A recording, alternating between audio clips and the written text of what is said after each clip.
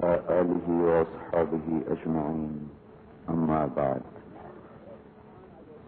میرے محترم بھائی اور بہنوں، بیٹیوں کو ایسا نہیں دیتا تو ہندوازم کی ایک اہم شہری آ رہی ہے، بیٹیوں بھی اس میں حصہ ہے، لیکن ایک کو تو یہ گھر کافی تھا، اگلی نسل کو تو کافی نہیں۔ ایک بھائی کو اس میں سے نکلنا پڑے گا، ایک رہے گا، وہ اس کے پیسے دے گا، پیسے پہ جھگڑے ہوں گے، پیسہ کوئی نہیں تو سب کو بیچنا پڑے گا، بیچ کے پیسے تقسیم ہوں گے، دوسرے سے تیسرے اندر گھر چھوڑ چکی ہوگی۔ اگر آپ اسی اپنے کالونی کے ٹائم میں غور فرمائیں تو آپ کو نظر آئے گا کہ کس طرح ایک وہ گھونسلے میں پیدا ہو کر یوں اڑتے جا رہے ہیں۔ آپ نے اتنے ارمانوں سے گھر بنایا، آگے اولاد کوئی کہیں گئی، کوئی کہیں گئی، کوئی کہیں گئی، خالی چکر پڑ گئے۔ اتنی کوشیاں بھی تھی اسی پیپلز کالونی میں، مکین ہی نہ رہے، وارث ہی نہ رہے۔ اس سے دوسری نسل پر تو گھر چلا جاتا ہے، پتا بھی نہیں ہوتا، اور کافی ہو بھی تو بھی ساتھ رہنا مشکل ہے۔ عورت کا مزاج الگ، اگر بچوں کا الگ، اپنا الگ، اس کی اور سسرال، اس کی اور سسرال، اس کے بیٹوں کی اور تقاضے، اس کے بیٹوں کے اور تقاضے، بیویوں کی نوکیں آپس میں اور بچوں کی آپس میں، تو ایک ایسی نفرتیں کھڑی ہو جاتی ہیں جو آدمی کسی کا چھوڑنے پہ مجبور ہو جاتا ہے۔ جس گھر کو ایک زیادہ سے زیادہ دوسری نسل بس انہوں نے چھوڑنا ہے تو اس کو تو نہیں ایک منٹ پر تو یہ پتھر کیسا ہے، یہ ڈیزائن کیسا ہے، یہ ماڈل کیسا ہے، یہاں فوارہ لگاؤ، یہاں پانی گراؤ، یہ کیسے بھی فوکس ہے، اتنا پیسہ ایسا ضائع کر رہے ہیں، حالانکہ دوسری نسل چھوڑ کے چلی جائے گی، ٹھیک ہے گا، مجھے نہیں آ سکتا، اس میں تو بڑھتی ہے اور ہر کی ایک ہاتھ ہے۔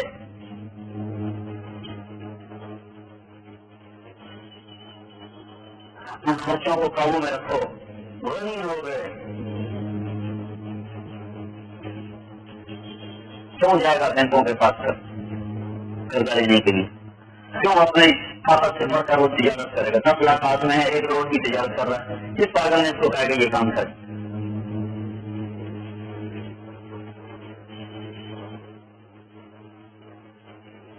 اللہ کے رسول نے کیا ایسا زبردست ایک نسخہ بتایا، بس اپنی چادر میں رہو، سچے اللہ تمہیں لاکھوں دے دے۔ اور عبد الرحمن بن عوف رضی اللہ تعالیٰ عنہ 3 ارب 10 کروڑ 20 لاکھ دینار چھوڑ کے مرے،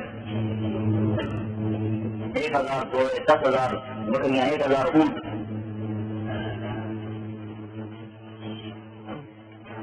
مقدر کا روزہ نہیں دیتا ہے۔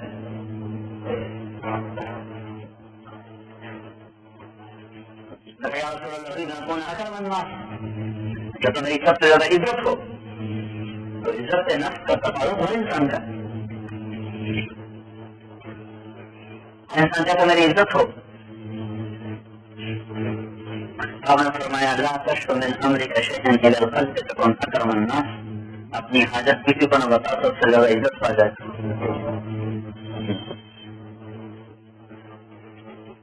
سالم بن عبداللہ بیت اللہ کا طواف کر رہے تھے، شام میں ان کا دوست تھا اموی بادشاہ، وہ بھی طواف کر رہا تھا، کہنے لگا سالم کو ضرورت تو بتاؤ، کہنے لگے اللہ کے گھر میں اللہ کو چھوڑ کے تم سے کہوں بڑی خیرتی کی بات، یار اللہ کا ہو مانگو تم سے ہوا، تو چپ ہو گیا۔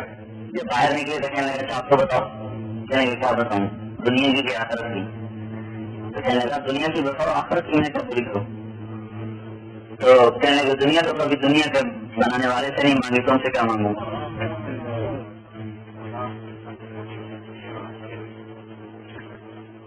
تو ہشامیوں کا کرتا تھا 19 برس 3 براعظم پہ حکومت کی، کہتا تھا میری زندگی کی سب سے بڑی سعادت یہ ہے کہ میں نے سالم کا جنازہ پڑھایا، یہ کرتا تھا، یہی پتا میری حکومت میں میری بڑی سعادت ہے، تو میری زندگی کی سب سے بڑی سعادت کہ گزرتے یہ مدینے گیا ہوا تھا نشان حضرت سالم کا انتقال ہو گیا، جس کا جنازہ پڑھا، یہ خود بھی ایک آدمی تھا نشان جو تھا بنو امیہ کے، حضرت عمر بن عبدالعزیز کے بعد اس کا نمبر آتا ہے، وہ تو نہیں تھا لیکن بہرحال ان کے قریب ہونے کی کوشش کرتا رہی. تو کہا میری زندگی کی بڑی سعادت ہے کہ میں نے سالم کا جنازہ پڑھایا. یہ عزت سالم کو کہاں سے ملی کہ جب اس نے اس کی پیٹ پہ نگاہ ہٹا دی اور اللہ نے خزانوں پہ ہاتھ ڈال دیا. تو اللہ رسول ایک بات سے متفق ہیں کہ اعمال زندگی بناتے ہیں. اعمال ذریعہ ہیں، زندگی اللہ بناتا ہے. اس ذہن کو ہم اتارنا چاہتے ہیں اور جو میں نے پہلی بات کی تھی اس ذہن کو نکالنا چاہتے ہیں. تو لیکن ایک ذہن سازی کی محنت ہے. ذہن سازی کے بغیر آپ کسی کو تیار نہیں کر سکتے، نہیں کر سکتے. جو مسلسل ہے اس لیے ہم نکلنے کی اب تک نکلو بھائی نکلو. ہم پہلے ساری بنیاد اٹھانا چاہتے ہیں، نئی بنیاد رکھنا چاہتے ہیں. یہ بنیاد جس پر میں اور آپ اس وقت کھڑے ہوئے ہیں اس پر اسلام کی عمارت تعمیر نہیں ہو سکتی. چلو کون سی بنیاد ہے نظر عمارت گر جائے گی. اللہ نے بھی تیرا بڑا ذہن سازی فرمائی. کوئی حلال حرام کا حکم نہیں دیا. شراب حرام، زنا حرام، سود حرام، کچھ نہیں کہا. بس کلمہ پڑھو، کلمہ پڑھو، کلمہ پڑھو، کلمہ پڑھو. اللہ بڑا ہے، اللہ بڑا ہے، اللہ بڑا ہے. 10 سال کے بعد نماز آئی. نماز پہ ایسی باتیں بھی کر لو، سلام بھی کر لو، جواب بھی دے دو، ادھر بھی دیکھو ادھر بھی دیکھو. مدینے میں جا کے نماز کی ساری ترتیب قائم ہوئی. سارے احکام تدریجاً آئے. بخاری کی بھی مسلم کی بھی دونوں میں یہ روایت موجود ہے. رضی اللہ تعالیٰ نے فرمایا پہلے دل کو نرمانے والا قرآن آیا. پہلے سے یہ آ جاتا کہ زنا نہ کرو تو لوگ کہتے ہیں ہم زنا نہیں چھوڑیں گے. پہلے سے نہیں آ جاتا شراب نہ پیو تو لوگ کہتے ہیں ہم شراب نہیں چھوڑیں گے. اللہ تعالیٰ نے پہلے ذہن سازی کی. جب دل میں بات اترنا شروع ہوئی تو بس شراب حرام. بس ایک الفاظ ایک آواز گونجی، مسجد الصدیق. ہم لوگوں کو نہیں پتا ادھر مسجد قباء جاتے ہیں یا وہ قبلہ کہیں جاتے ہیں. ایک مسجد صدیق ہے. صدیق مدینے کی سب سے بہترین شراب کا نام. صدیق مدینے کی سب سے بہترین شراب کا نام. جب شراب حرام ہوئی ہے تو آپ کا یہاں خیمہ تھا جس جگہ وہ مسجد بنی ہوئی. شراب حرام تو وہ جو شراب پھر بہی ہے اور ٹوٹی ہے چاروں طرف گلیوں میں، اور جس کے منہ میں گھونٹ گیا تھا اس نے یہ نہیں کہ چلو آیا پھر لگا پی لوں، پرانی بات پھینک دیا. جام ہاتھ سے چھوٹ گئے، سرنگیاں ٹوٹ گئیں اور وہ شراب چاروں طرف بہنے لگی. تو مسجد بنائی گئی بعد میں جس کا نام ہی مسجد صدیق رکھا گیا.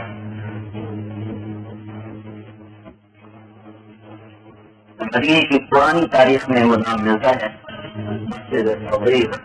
جب صدیق شراب کو بہا دیا گیا تو اندھیر دی گئی، ذہن سازی ہو گئی. ایک بول کافی ہو گئے. اب یہ خود دیکھ رہے ہیں مسلمان بنا رہے ہیں، مسلمان پی رہے ہیں، مسلمان ذہن نہیں بنا. تبلیغ میں اس ذہن کو بنانے کی محنت ہے، اس لیے نکلنا ضروری ہے. علم کی حد تک تو میں نے آپ کے علم میں کوئی اضافہ نہیں کیا. ساری باتیں وہ بتائیں جو آپ کو پہلے سے پتا. میں تھوڑی سی وضاحت کر دی تو زیادہ اچھا کہ کسی بھی چیز پر آنا ہے تو پہلے ذہن کو تیار کرنا پڑتا. ہم اس ذہن کو لانا چاہتے ہیں کہ بھائی اللہ ہی سب کچھ ہے، اللہ کی مان پہ چلیں گے اور اس کے نبی کے طریقے پر چلیں گے.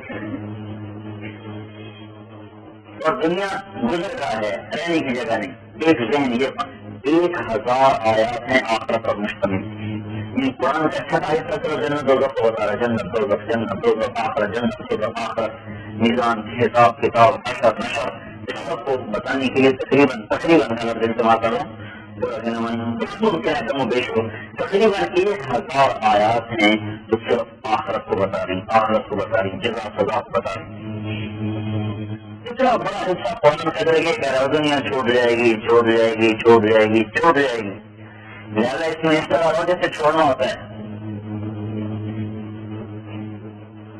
کہ امانت میرے پاس رکھے جائیں تو مجھے اس کو طریقے سے سیٹ کرنے کا بھی حکم نہیں، جیسی دے گیا ہے ویسی ہی رکھنے کا حکم ہے، مجھے ضرور سے تھوڑا سا طریقے سے ٹھیک کرنا نہیں، جیسے ویسے ایسی ہی واپس کرنی۔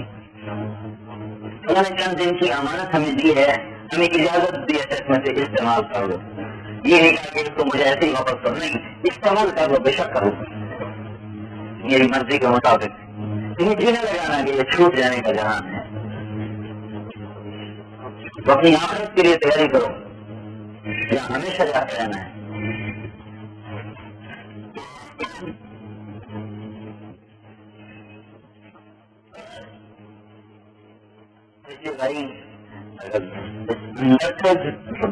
کرنا ہے تو گھر چھوڑنے پڑیں گے، ہر چیز میں ہم اللہ رسول کے پابند بن جائیں، یہی ٹیپل کالونی میں رہ کے یہ چیز نہیں نصیب ہوگی، گھر چھوڑنا ہوگا۔ اللہ کا دستور ہے، دستور تھوڑے گا ہمارے لیے بدل دے گا کہ ہمارا دل نہیں چاہتا گھر چھوڑنے کو، ہمارا اپنے دستور بدل دے۔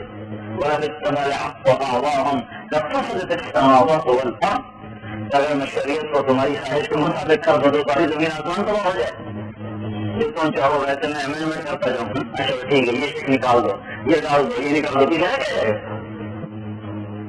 تم اپنے آپ کو بدلو، ہماری شریعت نہیں بدلے گی، نہیں بدلنا ہے تو پھر انتظار کرو، رکھتا میں فیصلے کا رکھا ہوا ہے، جب کھڑا ادھر کر دوں گا کھوٹا ادھر کر دوں گا، تو تم میں طاقت ہوگی تو کہیں بھاگ کے دکھانا، کہیں چھپ کے دکھانا، کہیں لڑ کے دکھانا، مطلب سامنا تو ہے اللہ کی ذات کا، تو کیوں نہ ہم پوری طرح سے تیار ہو کر بڑھیں۔ یہ ذہن ہر انسان کا بنانا یہ نبیوں کا کام ہے، نبیوں کا کام ہے۔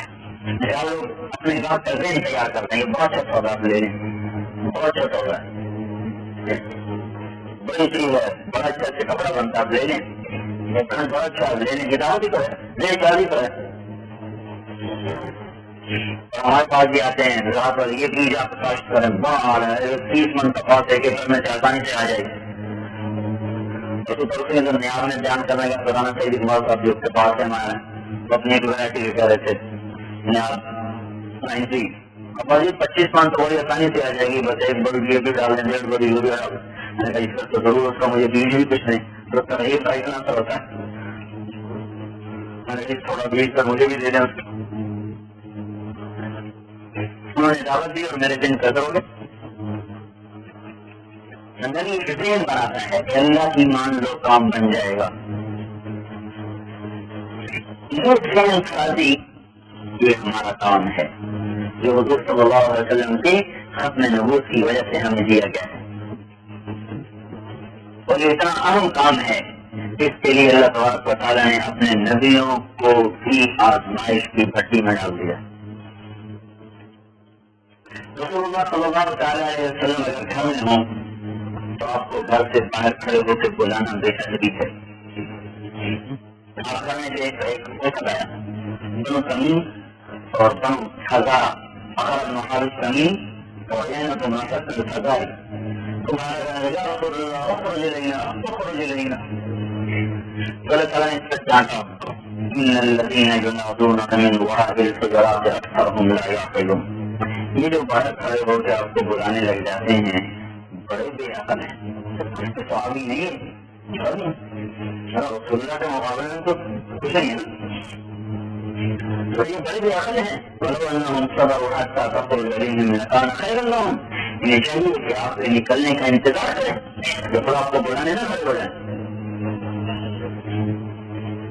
کیا آپ اندر بیٹھے ہوئے ہو سارے گھروں کے ساتھ یا آرام کر رہے ہو، کسی حال میں بھی بلانے کا حکم نہیں، پھر بلانے میں بھی یہ عادت سکھایا کہ نام یا محمد مت کہو، بے ادبی ہے، یہ ہمارا یا اللہ یا محمد، یا اللہ یا محمد، ایسے بدھو ہیں تو بغیر علم کے آدمی ادب میں بھی بے ادب ہو جاتا ہے۔ اللہ نے قرآن میں روکا، لا تجعلوا دعاء الرسول بینکم کدعاء بعضکم بعضا، جیسے تم ایک دوسرے کے نام پکارتے تھے میرے نبی کو یا محمد کہہ کے مت پکارو، اس کو بے ادبی قرار دیا، کوئی ہم آرام میں لکھ کے کھڑا کرتے ہیں، گاؤں میں لکھ کے کھڑا کیا ہوتا ہے. اگر تمہیں بلانا ہے تو کیا کہو؟ یا رسول اللہ کہو، یا نبی اللہ کہو، یا حبیب اللہ کہو، یا محمد مت کہو.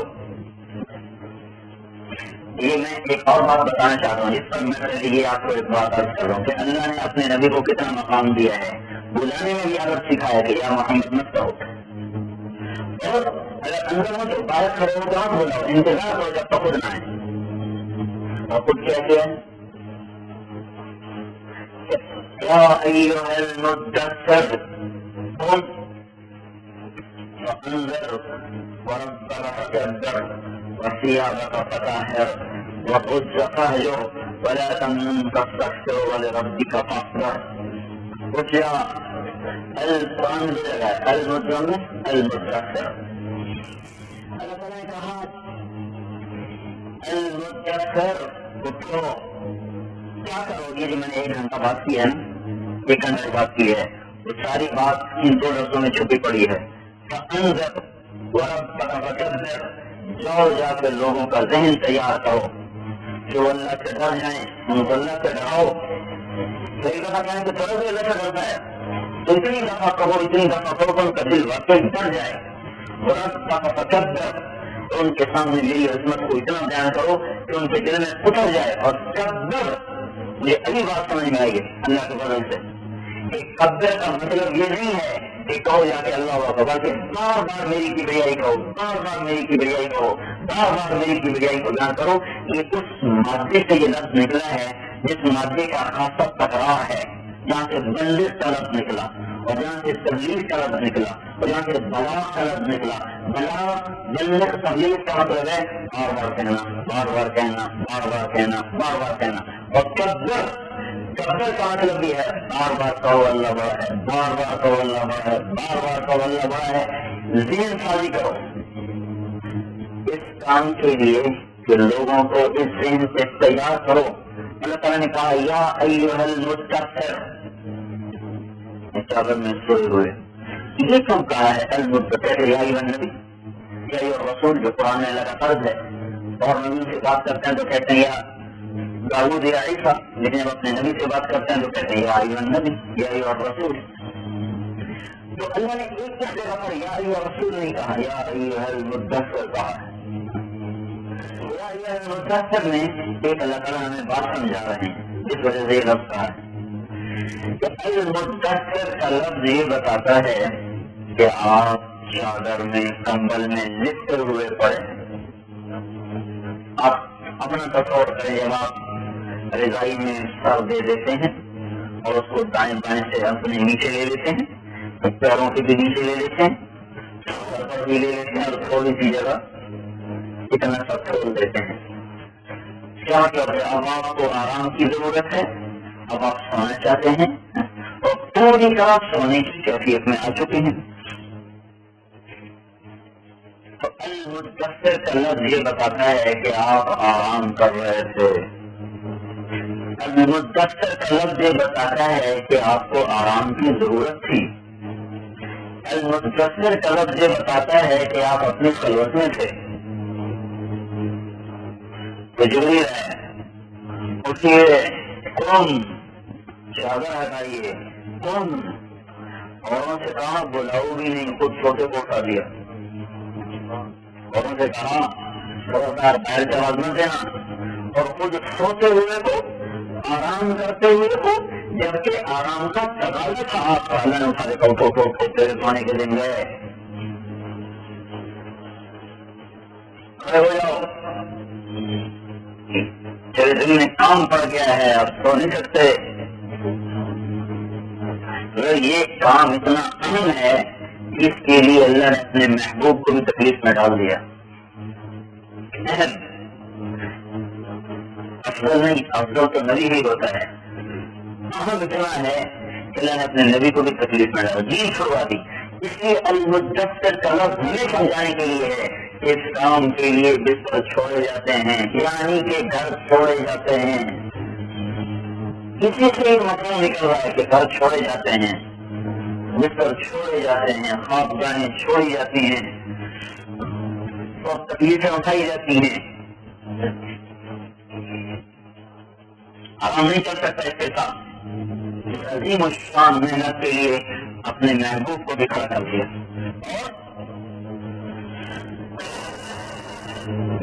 ایک حدیث سے میرے اس سارے جو میں نے یہ المدثر سے جو میں نے آپ کو باتیں بتائی یہ ایک حدیث سے یہ باتیں سمجھ میں آئی ہیں. جب یہ آیت آئی تو آپ نے کہا خدیجہ ان پتا ایام النوم وحواقا، خدیجہ میرے آرام کے دن گئے، میرے سونے کے دن گئے. میرے رب نے مجھے کہا ہے میں ڈراؤں میں بلاؤں، تو بتا کس کو بلاؤں کس کو ڈراؤں، کون مانے گا کون سنے گا. بس خدیجہ رضی اللہ تعالیٰ نے عرض کیا رسول اللہ آپ بلانے میں پہل کریں میں لبیک میں پہل کرتی ہوں. انت اول من تدعو انا اول من استجیب. تو یہاں سے یہ دکھ درد کی کہانی شروع ہوئی اور کب جا کے دوبارہ بستر بچھا اور کب جا کے یہ آرام کے دن شروع ہوئے دوبارہ. 23 برس کی مسلسل محنت آپ نے اللہ کو دکھا دیا جیسا اللہ نے چاہا. یہ دفعہ ایسا ہوا جب حضرت رضی اللہ تعالیٰ نے تو پرانا سا بستر دعا کرتی تھی دن میں چادر بنا کے پھیلا دیتی. ایک رات ایک اور لگا دی تاکہ ذرا نرم ہو جائے. آپ نے کہا اب میرا بستر بدل گیا یا رسول اللہ تو وہ نرم کیوں تھا؟ وہی تھا میں ایک اور لگا دی یہ کون ہوتا کہ آپ کے لیے ذرا نرم ہو جائے. اور میں نے کہا اللہ میں تو راتوں کو اٹھنے والا بنتا ہوں. یہ تو نہیں کیا کیا ایسے ویسے ہی کرتے جیسے پہلا تھا.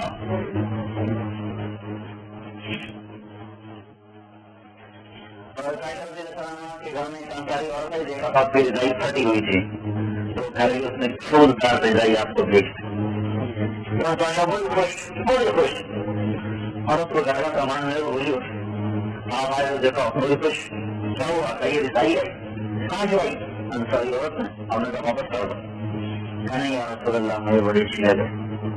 تو لاڈلی بیگم نے کہا عائشہ اگر میں چاہتا تو یہ بہت کا پہاڑ سونا بن کے میرے سامنے ڈھیر ہو جاتا. یہ تو کیا کر رہی نہیں یا رسول اللہ نہیں یا رسول اللہ. عائشہ رسول اللہ یہ رضائی ہے گھر میں جمع نہیں ہوں گے نکھارو اسے میرے گھر پہ میرا بستر لپٹا ہوا ہے. میں اپنے گھر سے بڑھا رہا وہ بستر میرا لپٹ چکا ہے. خدیجہ سے ہی کہہ دیا تھا بستر لپیٹ دے ابھی کھولنے کا وقت نہیں آیا.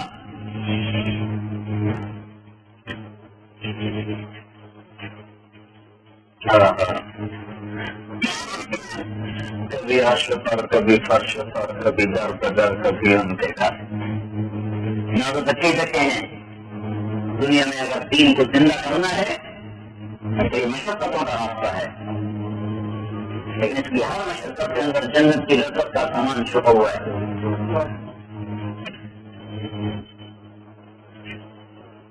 آخری دن آ گیا آپ تکلیف سے کرا رہے ہیں درد کی شدت تو ساتھ میں کہیں گے واہ کربا ابھی ہائے میرے باپ کا درد ہائے میرے باپ کا درد.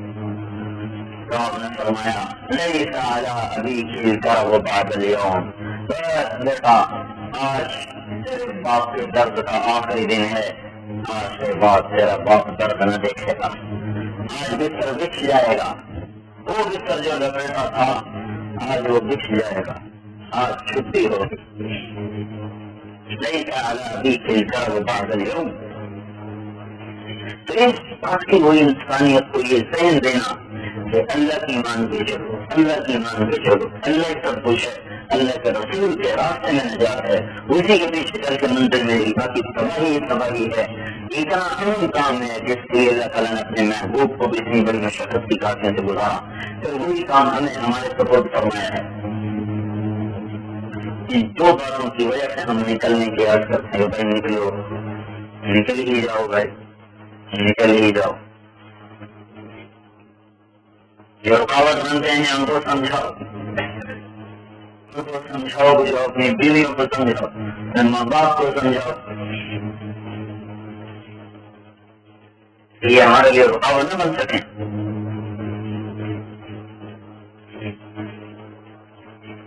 ساری دنیا کے انسانوں تک اللہ کا پیغام ہم پہنچاتے چلے جائیں. یہ ہمارے اندر کی پکار بن جائے کہ اللہ بس میں تیرے پیغام کو پہنچا دوں. تو کوئی مقصد تو ہوا. یہ کیا معروف جا رہا ہے کمانے جا رہے ہیں.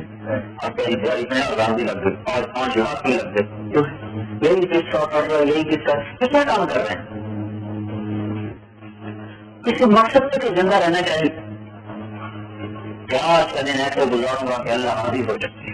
آج کا دن ایسے گزاروں گا کہ اللہ خوش ہو جائے. کوئی مقصد ہو چند تو دن زندگی کے ملے ہیں وہ بھی اس طرح ہم لوگ ساتھ سے گزار رہے تو کیا کریں گے مر کے. ایسے کے معاملے میں تو فرق ہے. کسی کے پاس تھوڑا ہے, کسی کے پاس درمیانہ ہے, کسی کے پاس زیادہ ہے, کسی کے پاس بہت زیادہ ہے. لیکن زندگی میں تو ہم اور سب فقیر ہیں, برابر ہیں. زندگی تو بہت تھوڑی ہے سب کے پاس. 4 ہی دن ہیں ایسے دعا کر دیں. بھائی جب پیسہ جب سرمایہ تھوڑا تو لوگ بجٹ بناتے ہیں تاکہ فضول چیزوں میں پیسہ خرچ نہ ہو جائے. اور بھائی زندگی تھوڑی ہے, اس کا بجٹ بناؤ, اللہ کے واسطے اس کا بجٹ بناؤ. ایسے ہی سوتے سوتے اخبار پڑھتے کماتے ختم نہ ہو جائے. اب یہ پروجیکٹ ہے, اب یہ پروجیکٹ ہے, اب یہ میرا پروگرام ہے, اب یہ میرا پروگرام ہے. اگلے دن کیا دیکھا کہ کندھوں پہ اٹھ کے وہ جا رہے سارے پروگرام آ کے